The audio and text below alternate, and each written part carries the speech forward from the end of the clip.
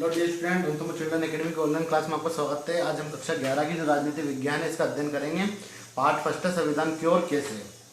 पिछली क्लास में हमने पढ़ा था समाज की आकांक्षाएं और लक्ष्य, ठीक है ना। जिसमें हमने पढ़ा था कि संविधान का जो चौथा काम है वह सरकार को ऐसी क्षमता प्रदान करे जिससे कि जनता की आकांक्षाओं को पूरा कर सके और एक न्यायपूर्ण समाज की स्थापना के लिए उचित परिस्थितियों का निर्माण कर सके। अब आज हम पढ़ेंगे राष्ट्र की बुनियादी पहचान। अगली विशेषता है राष्ट्र की बुनियादी पहचान। मतलब क्या, संविधान जो राष्ट्र को एक पहचान दिलवाता है कि संविधान किसी समाज की बुनियादी पहचान होता है, राष्ट्र को बुनियादी पहचान दिलाता है। फिर इसका अर्थ यह है कि संविधान के माध्यम से किसी समाज की एक सामूहिक इकाई के रूप में पहचान होती है। भाई संविधान के माध्यम से क्या है, इसका मतलब क्या है, संविधान के माध्यम से किसी समाज की सामूहिक इकाई के रूप में पहचान होती है। आगे बात समझ में। इस सामूहिक पहचान को बनाने के लिए हमें क्या, इस संबंध में कुछ बुनियादी नियमों को सहना पड़ता है। मतलब यह समाज में रहना है, समाज के नियमों का क्या करना पड़ेगा, पालन करना पड़ेगा। तो संविधान क्या हमें क्या दिलवाता है, समाज की सामूहिक इकाई के रूप में एक पहचान दिलवाता है और इसमें हमें क्या कुछ नियमों पर सहमत होना पड़ता है, नियमों को सहना पड़ता है, नियमों का पालन करना पड़ता है, ठीक है ना। हम अब क्या कौन कौन से नियम होते हैं ये कि भाई हम पर शासन कैसे होगा, भाई हम पर क्या होगा, शासन कैसा होगा। मतलब हम जो भी व्यक्ति हमारे ऊपर शासन करेगा वो कैसा व्यक्ति होगा, मतलब शासितों में कौन कौन लोग होंगे, मतलब जिस व्यक्ति को हम चुनेंगे। अब लोकतंत्र होता है तो जनता चुनती है, राजतंत्र होता है तो राजा का बेटा राजा बनता है, वो राजतंत्र में होता है। तो मतलब कुल मिला के ये कि अगर हमें नियम क्या होते हैं कि हम पर शासन कैसा होगा, शासित कौन लोग होंगे। संविधान बनने से पहले हमारी अन्य अनेक प्रकार की पहचानें, मतलब संविधान जब नहीं बना था भारत का तो हमारी कुछ ना कुछ अलग पहचान हुआ करती थी, लेकिन संविधान बनने के बाद हमारी एक राजनीतिक पहचान बन गई है।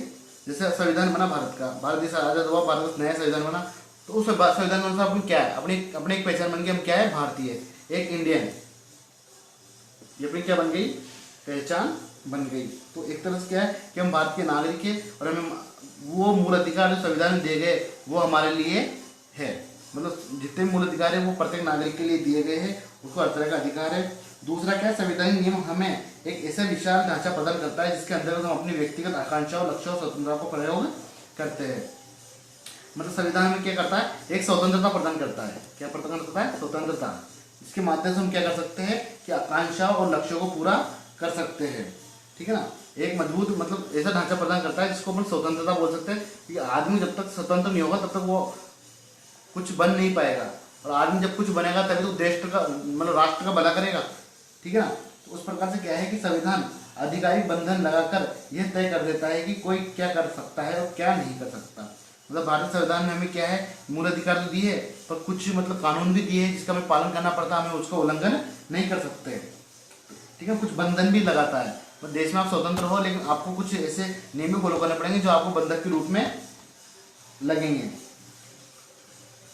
अतः संविधान हमें एक नैतिक पहचान भी देता है। तीसरा और अंतिम, अब शायद यह संभव हो सका है कि अनेक बुनियादी राजनीतिक और नैतिक नियम विश्व के सभी प्रकार के संविधानों में स्वीकार किए गए हैं। मतलब विश्व की जितनी भी जनसंख्या है, मतलब प्रत्येक राष्ट्र का जो व्यक्ति है वो वहाँ के संविधान का नियमों का क्या करता है, पालन करता है, ठीक है ना। अगर हम दुनिया भर के संविधानों को देखें तो हमें सरकारों के अलग अलग रूप और विविध प्रकार की प्रक्रिया दिखाई देगी। मतलब अलग अलग संविधान है, जैसा भी अमेरिका का सबसे छोटा संविधान 7 अनुच्छेद है, उसमें दोहरी नागरिकता है, ठीक। अपना संविधान है वो भी, अब ये भी क्या संघात्मक है, और अपना संविधान भी क्या है, संघात्मक है। लेकिन अपने संविधान में क्या है, एक का नागरिकता, ठीक। इसके अलावा जैसे मान लो उत्तरी कोरिया, दक्षिणी कोरिया, इसमें क्या है, मतलब तानाशाह, एक तरह से राजतंत्र तुम कह सकते हैं, राजा का शासन, ठीक है ना। उसमें जनता को जनता का कोई रोल नहीं है, पूरी शक्ति किसमें है, शासक के हाथ में है। जबकि जो लोकतंत्र है उसमें शक्ति किसमें होती है, जनता के हाथ में होती है, ठीक है। तो अलग अलग संविधानों में क्या है, अलग अलग स्वरूप दिखाई देंगे, अलग अलग स्वरूप होते हैं। इसके अलावा अलग विविध प्रकार की प्रक्रियाएं दिखाई देती है, लेकिन उनमें काफ़ी कुछ साझा भी है। साझा मतलब काफी कुछ मिलान मिलान भी है। जैसे मान लो संघात्मक शासन अमेरिका में है, अपने यहाँ भी क्या है संघात्मक शासन है, तो ये अपने क्या है समानता है, ठीक है ना। और असमानता क्या है कि दोहरी नागरिकता, अपने यहाँ पे एकल नागरिकता है और वहाँ पे क्या है दोहरी नागरिकता है, ठीक। तो अधिकतर संविधान कुछ मूलभूत अधिकारों की रक्षा करते हैं। ऐसी सरकार संभव बनाते हैं कि जो किसी न किसी रूप में लोकतांत्रिक होती है। मतलब क्या है, जनता के बारे में कौन सी सरकार सोचती है, जो सरकार लोकतांत्रिक होती है, ठीक है ना। तो जनता के हित में कौन सी सरकार होती है, जो भाई जनता के लिए कौन सी सरकार अच्छी होती है देश में, लोकतांत्रिक जो जनता के लिए हित में होती है। तो जो किसी न किसी रूप में लोकतांत्रिक होती है, मतलब क्या है कि अधिकतर संविधान कुछ मूलभूत अधिकारों की रक्षा करते हैं, ठीक है ना। जैसे अपने अपना संविधान करता है ना, 6 मूल अधिकार दिए गए हैं। तो ऐसी सरकार संभवतः क्या होता है, मैंने बताया था, जो लोकतंत्र का जो आधार है वो क्या है, मूल अधिकार है, ठीक है ना। मूल अधिकार क्या है, लोकतंत्र का आधार है। तो मतलब क्या कुछ मूल अधिकारों की रक्षा करती है। कई देशों के संविधान कुछ मूल अधिकारों की रक्षा करती है, कुछ मूल अधिकार नागरिकों को प्रदान किए जाते हैं, जो किसी न किसी रूप में लोकतांत्रिक सरकार होती है। लेकिन राष्ट्रीय पहचान की अवधारणा अलग अलग संविधानों में अलग अलग ढंग से होती है। मतलब वहाँ की जो राष्ट्रीय पहचान है वो अलग अलग जो संविधान है उसमें अलग अलग तरीके से होती है। ज़्यादातर राष्ट्रीय विभिन्न जटिल ऐतिहासिक परंपराओं के सम्मेलन से बनती है। मतलब कुछ संविधान ऐसे होते हैं जो ऐतिहासिक परंपराओं पर आधारित होते हैं और वहीं से उनकी राष्ट्र की पहचान होती है। वे उस राष्ट्र में रहने वाले विभिन्न समूहों को कई तरीकों से आपस में मिला लेते हैं। जैसे जर्मनी का निर्माण जर्मन नस्ल के आधार पर हुआ, ठीक है ना। भाई जर्मनी का निर्माण हुआ किसके आधार पर हुआ, जर्मन नस्ल के आधार पर, जर्मन नस्ल के आधार पर हुआ, ठीक। संविधान ने इस पहचान को अभिव्यक्ति दी है। और दूसरी ओर भारतीय संविधान जातीयता और नस्ल को नागरिकता के आधार के रूप में मान्यता नहीं देता। आगे बात, मतलब क्या है कि जो व्यक्ति जर्मन का रहने वाला है, मतलब जिसका जन्म जर्मन में हुआ है, और जातिवाद मतलब सेम जाति के जो लोग होते हैं उनको मतलब क्या है, जो जर्मन है, जर्मन के रहने वाले हैं, उनको क्या दी गई है, वहाँ पे नागरिकता दी गई। लेकिन अपने यहाँ पे क्या है, किसी जाति के नाम पर कोई मतलब जाति के नाम पर और धर्म के नाम पर और नस्ल के नाम पर अधिकारों को नहीं बांटा गया है। इनके नाम पर अधिकारों को नहीं बांटा गया है, क्योंकि इसका क्या करता है, भारतीय संविधान विरोध करता है। आगे बात समझ में, क्योंकि जर्मन में अधिकार किनको प्राप्त है, जो जर्मन नस्ल के हैं। बल्कि अपने यहाँ पे क्या, चाहे वो किसी भी जाति का हो, किसी भी धर्म का हो, किसी भी नस्ल का हो, अगर भारत में रहने वाला नागरिक है तो उसको सभी अधिकार उसको प्राप्त होते हैं, ठीक है ना। दूसरे, भारतीय संविधान जातिता और नस्ल को नागरिकता के आधार के रूप में नहीं मानता। विभिन्न राष्ट्रों में देश की केंद्रीय सरकार और विभिन्न क्षेत्रों में बीच के संबंधों को लेकर भिन्न भिन्न अवधारणाएं होती है। यह संबंध उस देश की राष्ट्रीयता की पहचान है। अब आता है संविधान की सत्ता। तो बुनियादी हो गई, अगले पढ़ते हैं हम संविधान की सत्ता।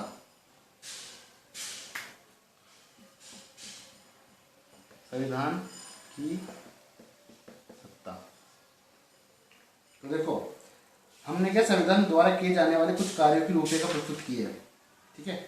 जैसे कि मान लो सरकार किसी भी नागरिक को किसी भी धर्म का पालन करने या न करने की आज्ञा नहीं दे सकती, ठीक। मतलब सरकार किसी भी आदमी पर जबरदस्ती धर्म नहीं थोप सकती, तुम्हें इस धर्म का पालन करना है, ठीक है ना। इसके बाद सरकार को आय और संपत्ति की असमानता को कम करने का प्रयास अवश्य करना चाहिए। राष्ट्रपति के पास प्रधानमंत्री की नियुक्ति करने की शक्ति है। संविधान वह सर्वोच्च कानून है जिसका सभी को पालन करना पड़ता है, ठीक है ना। तो ये क्या है कि कुछ ऐसे प्रावधान है जो मतलब दिए गए हैं। अब देखो आगे क्या पढ़ते हैं कि इन कार्यों से स्पष्ट होता है कि अधिकतर समाजों में एक संविधान होता है। लेकिन संविधान के बारे में हम 3 और प्रश्न कर सकते हैं कि पहला तो क्या है, संविधान क्या है। पहला क्या है, संविधान क्या है। दूसरा है कितना प्रभावी है। और तीसरा क्या है, क्या न्यायपूर्ण है या नहीं, ठीक। तो अधिकतर देशों में क्या संविधान एक लिखित दस्तावेज के रूप में होता है। पहला क्या, संविधान क्या है, इसके बारे में पढ़ते हैं, ठीक है ना। तो अधिकतर देशों में क्या संविधान किसमें होता है, लिखित दस्तावेज में होता है। किसमें होता है, लिखित दस्तावेज में होता है, ठीक।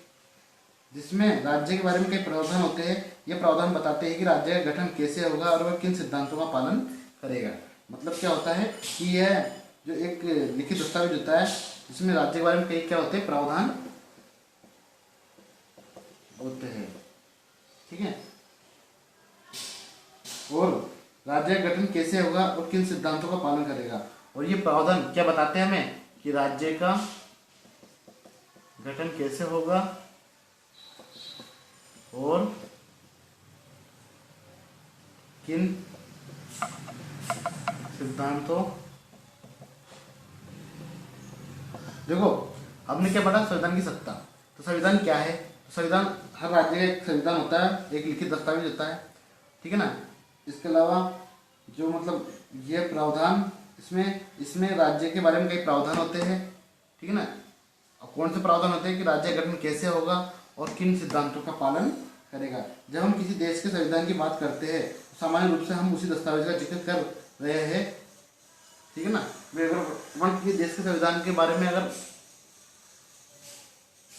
बात करते हैं तो सामान्य रूप से वही दस्तावेज के बारे में बात करते हैं जो हमारे दिमाग में घूमता है, क्या, संविधान। आगे बात समझे भाई।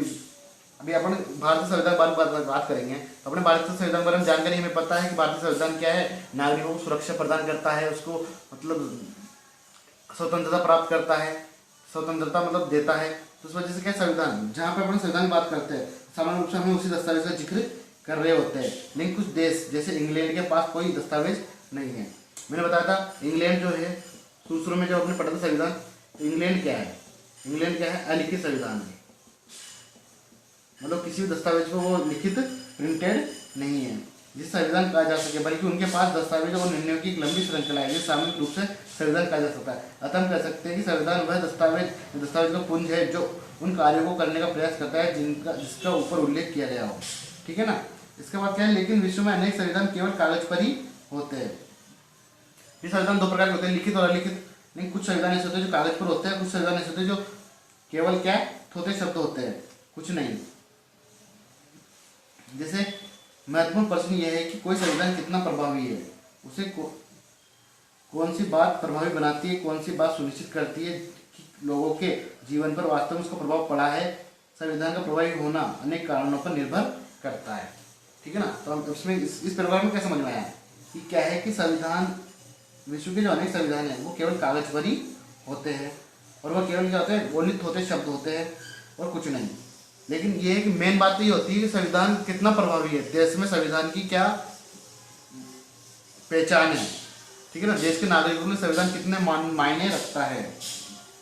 ठीक है ना, और संविधान मतलब कौन सी बात को सुनिश्चित करता है। ठीक है ना, और लोगों के जीवन पर वास्तव में क्या संविधान का प्रभाव पड़ा है या नहीं पड़ा, वो उसका मेन कारण है। मतलब मेन विशेषता क्या है कि संविधान की जो शक्ति है वो क्या है, मतलब संविधान की शक्ति क्या है, तो इसके बारे में क्या कि हम अनेक कारण है इसके। ठीक है ना, इसको प्रभावी बनाने के अनेक कारण हैं। ठीक है ना, जैसे संविधान को प्रचलन में लाने का तरीका।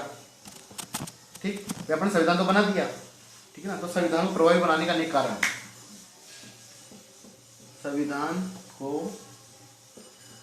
प्रभावी बनाने के अनेक कारण।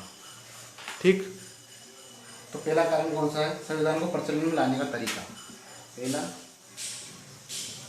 संविधान को प्रचलन में का तरीका। ठीक, दूसरा कारण क्या है, संविधान के मौलिक प्रावधान। अगला, संस्थाओं की संतुलित रूपरेखा। ठीक, तो ये इसके तीन कारण हैं। तो संविधान को प्रभावी कौन से कारण बनाते हैं, पहला कारण तो क्या है, संविधान को प्रचलन में लाने का तरीका। संविधान को प्रचलन किस तरह से लाया जाए ताकि लोगों से उसकी पालना करवाई जा सके, उसके नियमों का पालन करवाया जाए, लोगों द्वारा उसको मान्यता करवाई जा सके। संविधान के मौलिक प्रावधान। ठीक है ना, संविधान के मौलिक प्रावधान कैसे है, संस्थाओं की संतुलित रूपरेखा कैसे तैयार की जाती है, इसके अंदर जो संस्थाओं की रूपरेखा कैसे तैयार की गई है वो पढ़ेंगे। तो मतलब जो ये तीनों कारण हैं, संविधान को प्रभावी बनाने के तीन कारण हैं, इसके बारे में हम अगली कक्षा में अध्ययन करेंगे। तो आज के लिए इतना ही, धन्यवाद। फिर इनके बाद हम क्या है भारतीय संविधान कैसे बना, तो भारतीय संविधान के बारे में अध्ययन करेंगे। तो आज के लिए इतना ही, धन्यवाद।